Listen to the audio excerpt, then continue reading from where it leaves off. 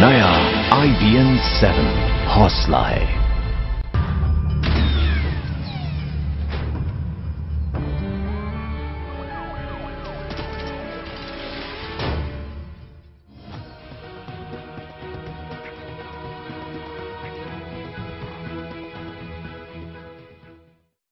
नमस्कार, मैं हूं आपके साथ हिमानी नथानी।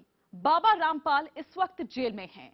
उसके आश्रम में पुलिस की तफ्तीश जारी है और इस वक्त की जो बड़ी खबर है वो ये कि पुलिस को रामपाल के कमरे की जांच के दौरान प्रेगनेंसी टेस्ट करने का किट मिला है। पुलिस लगातार बाबा रामपाल के आश्रम की तफ्तीश कर रही है और जांच के दौरान उसने बाबा रामपाल के कमरे की तलाशी भी ली। रामपाल अपने इस कमरे में राजाओं की तरह रहता था। उसके इस कमरे में एसी लगा हुआ है, बाथरूम में महंगे टाइल्स लगे हुए हैं। रामपाल के कमरे के पास ही स्विमिंग पूल है। पुलिस सूत्रों की अगर माने तो रामपाल के आश्रम से उसे काफी मात्रा में अश्लील साहित्य, कॉन्डम और अश्लील सीडी मिली है। लेकिन अब पुलिस का यह भी कहना है कि उसे बाबा रामपाल के कमरे से प्रेगनेंसी टेस्ट का किट भी मिला है। पुलिस सूत्रों की माने तो वो खुद हैरान है कि आखिर प्रेगनेंसी टेस्ट किट बाबा रामपाल के कमरे में क्यों है। हम बता दें, बाबा रामपाल के आश्रम में एक अस्पताल भी है, लेकिन ये प्रेगनेंसी टेस्ट किट उस अस्पताल में नहीं मिला है बल्कि बाबा रामपाल के कमरे में मिला है।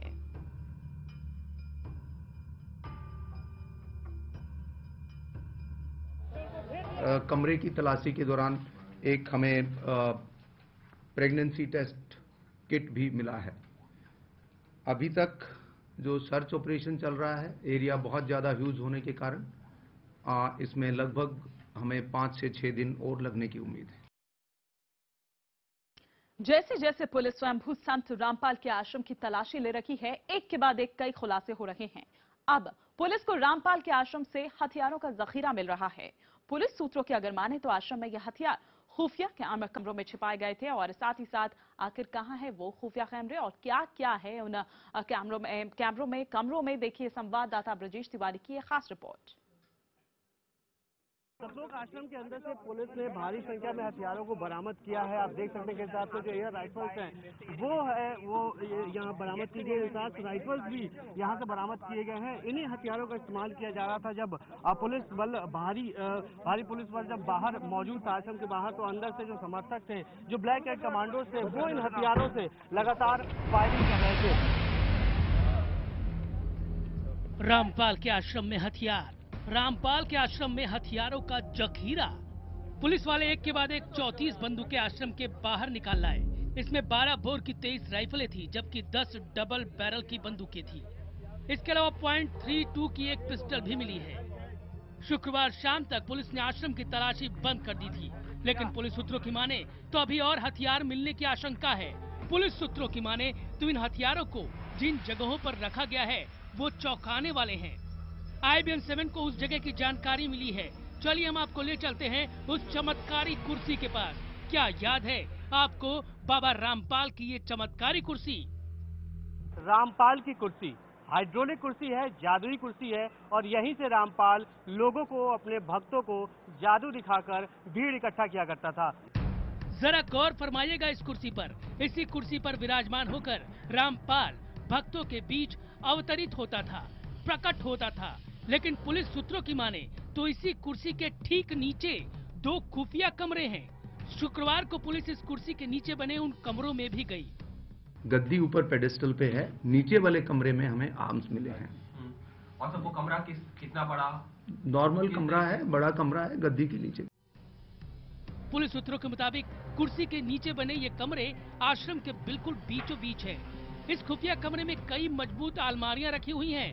पुलिस सूत्रों की माने तो कुर्सी के नीचे ऐसी जगह की कल्पना भी नहीं की जा सकती। पुलिस के मुताबिक उसने इन कमरों में कई बैग में भरे इन हथियारों को बरामद किया है, लेकिन पुलिस को शक है कि कमरे में मौजूद अलमारियों में भी भारी मात्रा में हथियार हो सकते हैं। पुलिस इन अलमारियों को शनिवार को मजिस्ट्रेट की मौजूदगी में खोलेगी।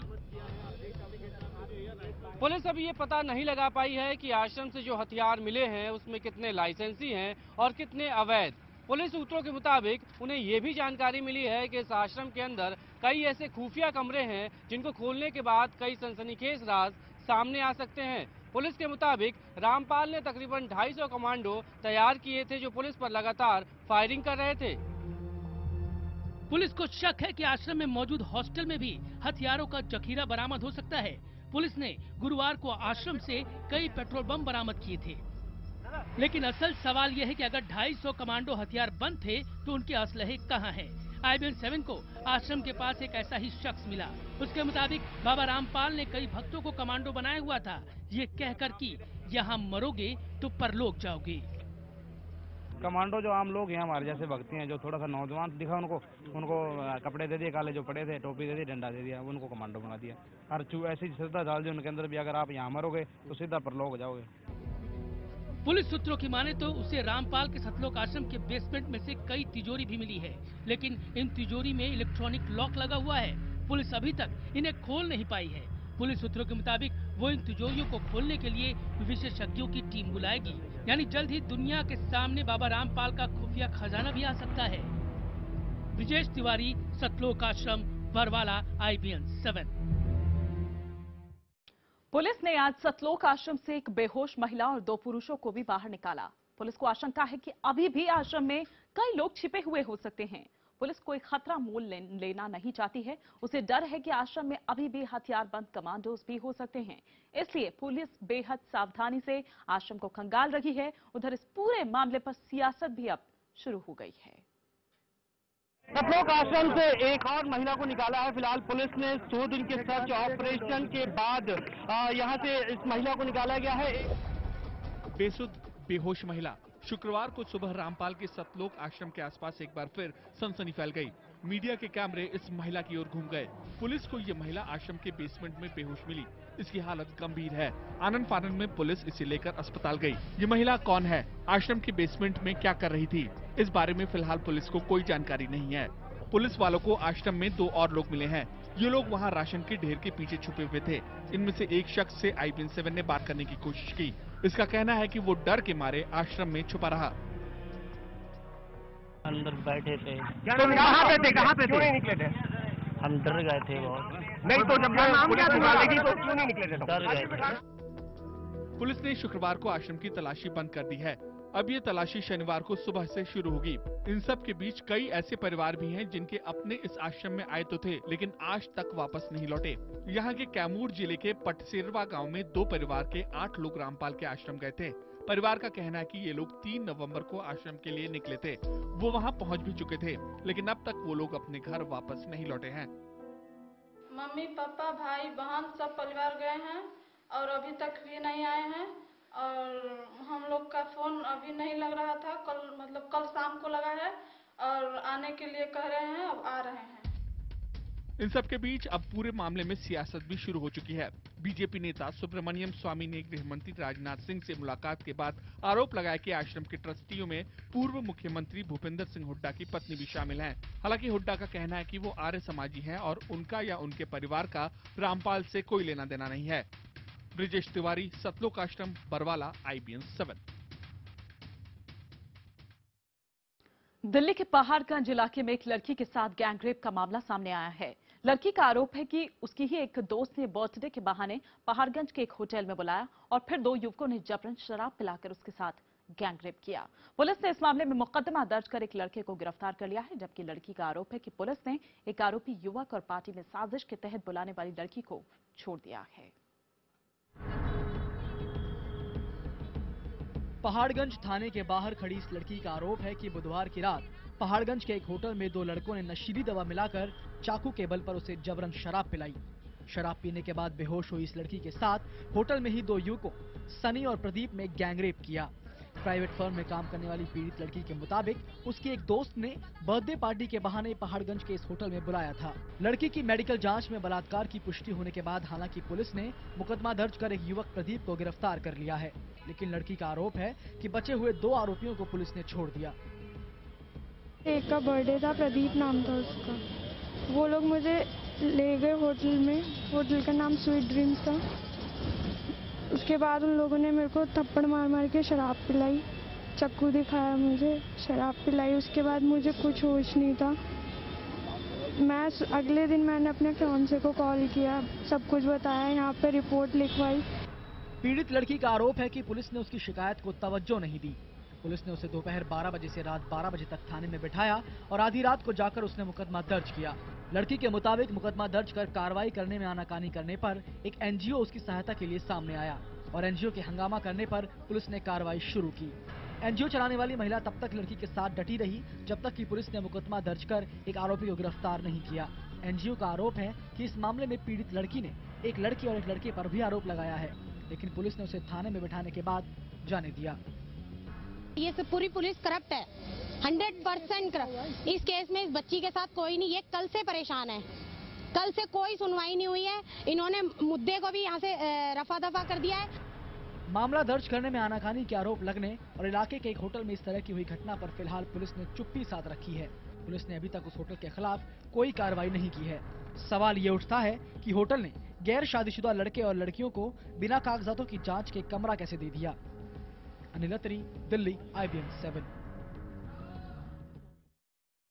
खबरों का सफर लगातार जारी है। फिलहाल रुकेंगे एक ब्रेक के लिए।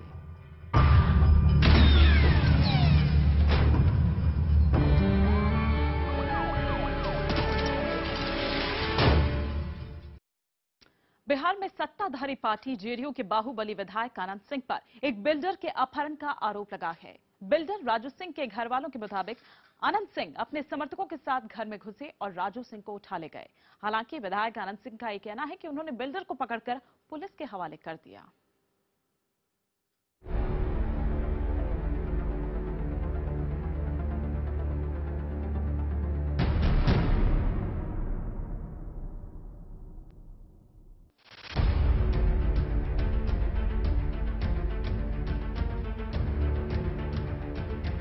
ये हैं सत्तारूढ़ दल जदयू के बाहुबली विधायक अनंत सिंह।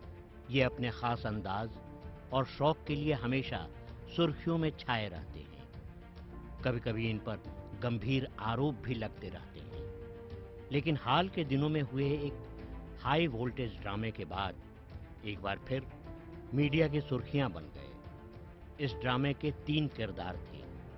एक खुद विधायक अनंत सिंह, बिल्डर राजीव रंजन सिंह उर्फ राजू सिंह और पटना के एसएसपी जितेंद्र राणा। घटना विगत 14 नवंबर की है। खबर आई कि अनंत सिंह अपने कुछ समर्थकों के साथ करीब आधा दर्जन गाड़ियों में सवार होकर पटना ग्रामीण के बिहटा थाना स्थित वाजिदपुर से बिल्डर राजू सिंह को उसके घर से उठा लिया। राजू सिंह के भतीजे ने यह आरोप लगाया कि विधायक ने उसके चाचा का अपहरण कर गाड़ी में बैठाकर कहीं ले गए। मेरे घर पे अंकल सोफा पे बैठ के टीवी देख रहे थे, 2-3 लोग थे वो लोग। तो हम लोग मोड़ पे बोले कि जाओ मोड़ पर से ये सब कुछ सामान वामान लेके आओ। तो गए मोड़ पे लाने के लिए, तो फोन आया अचानक घर से कि जल्दी घर पे आइए, जल्दी घर पे आइए। अनंत सिंह का सारा बॉडीगार्ड और जितना भी लोग थे सारा लोग मिलके, शायद अनंत सिंह भी खुद भी थे। तो मैं घर पे आया तो पता चला अंकल को पीछे के रास्ते से 47 भिड़ा के, जो भी सामान इन लोग का पिस्टल सामान जो भी हो अपना भिड़ा के वो अंकल को पीछे के रास्ते से ले जा रहे थे और स्कॉर्पियो पीछे वाले रास्ते से जा रहा था। तो हम पीछे से आए, चेज किए तो एक स्कॉर्पियो में एक बॉडीगार्ड थे, वो मेरे पे सामान भिड़ा दिए, उनको धक्का मुक्की किए, उसका स्कॉर्पियो का मैंने चाबी निकाल लिया। इस बात पर वहां के स्थानीय लोग आक्रोशित हो उठे और एक स्कॉर्पियो को जब्त कर आग के हवाले कर दिया। घटना की सूचना मिलते ही पुलिस महकमे में हड़कंप मच गई।